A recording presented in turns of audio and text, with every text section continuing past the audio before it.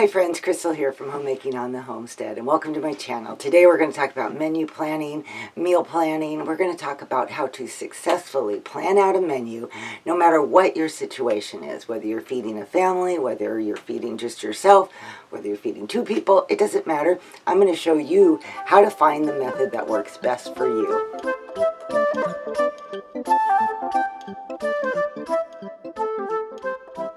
Today it is so common to head off to a restaurant for dinner, to go to grab some fast food, to get some takeout, anything like that, because our lives can be busy, we didn't plan, and we're not sure what to have for dinner tonight, so it just seems like a really good solution.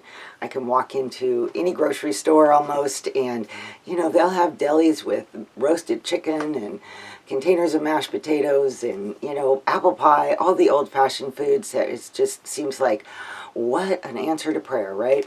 Well, do you know what? It may not necessarily be an answer to prayer. And some of the reasons that I feel that way is, number one, the cost. It makes feeding, whether it's two of you or an entire family, expensive.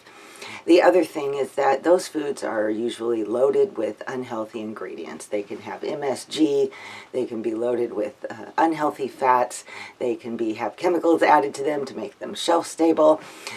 All those things really deteriorate the quality of the food that we're eating. The best direction to focus in this area, especially if you're struggling, is to remember that we're going to spend time in the kitchen anyway. We're going to be cooking food anyway. So let's learn to be more efficient at it, and let's learn to hone in on exactly what we need in order to plan good, healthy, quality meals. And I think it's important to remember as a homemaker that food and feeding ourselves and our families is very important work as a homemaker. And we need to put time into that. We need to invest time in that for, like I said, for health and for finances.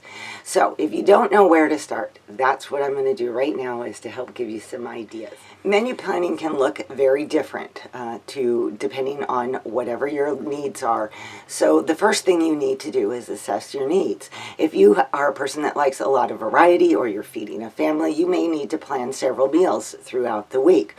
If it is just yourself or the two of you, two people in your house that you're feeding, or you may not need to plan as many meals. I personally only plan 3 meals out of a week, and sometimes even those end up being stretched longer, and maybe I only actually spend time cooking 2 meals. Okay, so the number one tip that I want to recommend is that you begin by making a list of all your favorite meals, all the meals that your family loves. Begin by writing all of those down on a piece of paper. Get a 3-ring notebook if you would like, and begin to keep track of all the meals and put them in that notebook.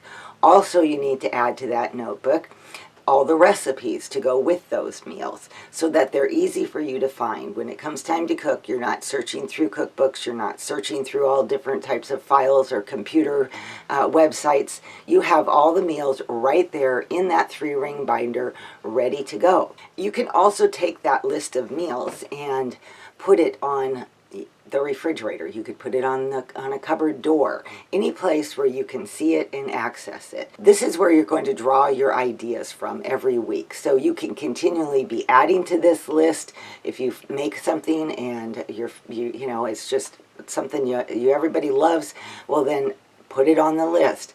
And after a while, you'll be surprised. You'll have a pretty nice long list of meals. Okay, and my second tip for you is that every week or week and a half, you can plan for as much time or as little time as you want. If you're new to this, maybe just plan for a few days ahead so that you can be prepared. If you've been meal planning, or you just want to do a monthly shopping trip or something like that, you can plan for an entire month.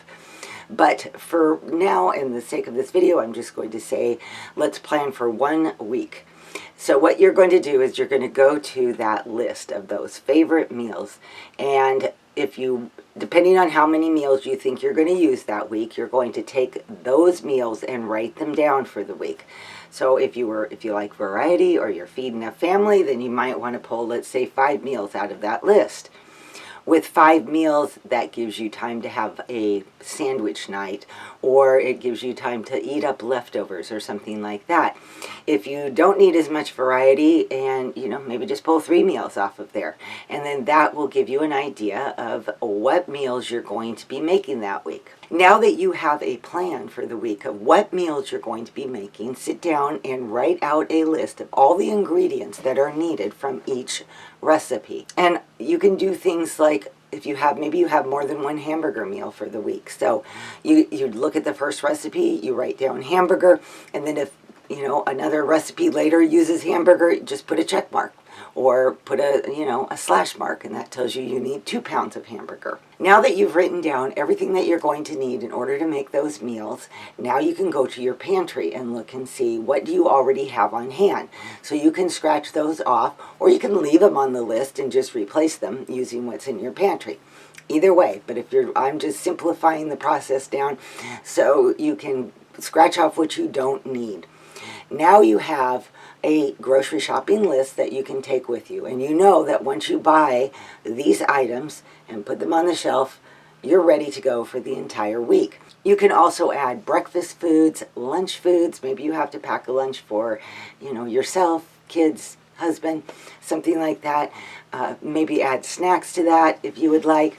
And now you are armed and ready to head to the grocery store. The other thing having a list of favorite meals will help you with is to hone in on the types of foods that you routinely buy.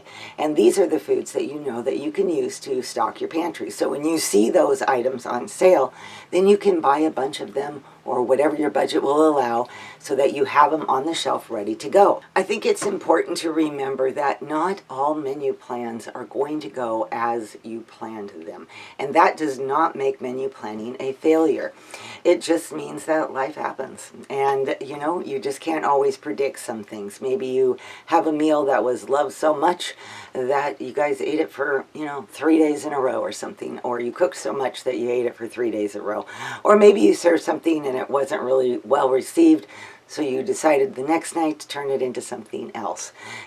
Make it into a casserole, make it into a pot of soup or something like that, and then that fed everybody for another 2 days. I've had those things happen. It really doesn't matter, because the idea of menu planning is to be prepared. The idea of menu planning is not to be a slave to the menu. Menu planning is an excellent tool to save you money and to make your time in the kitchen worth the effort, so that you are producing good quality food and healthy food. A few of you recently in the comments were sharing your menu planning methods, and it really doesn't, just as long as you have an idea of what you're going to serve that week, that is the main gist behind menu planning. Somebody said that they just will go in and take meat out of their freezer and put it in the refrigerator, and whatever defrosts first is where they start with. It doesn't have to be on Monday we're going to have this, and on Tuesday we're going to have this, and on Wednesday we're going to have this.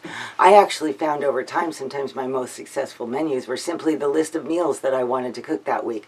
And I could just look at that list and say, I am not in the mood to make that, but that sounds really good. Or maybe I present the options to my husband or my kids and ask them, what would you like tonight? And that's where I start with. So you're not a slave to the menu plan. It is a tool to help you be more efficient with your time and money in the kitchen. So you're not just blowing money at the grocery store with, wow, this sounds good, or wow, that sounds good. I'll just start throwing everything in my cart. You have a list, you have a plan, and you can tackle it when you get there, and you know what you're feeding everybody for the week. All right, you guys, I hope some of these tips help you to better plan your menus and have success with them throughout the week and throughout the month. And I will see you guys all on my next video. Bye-bye.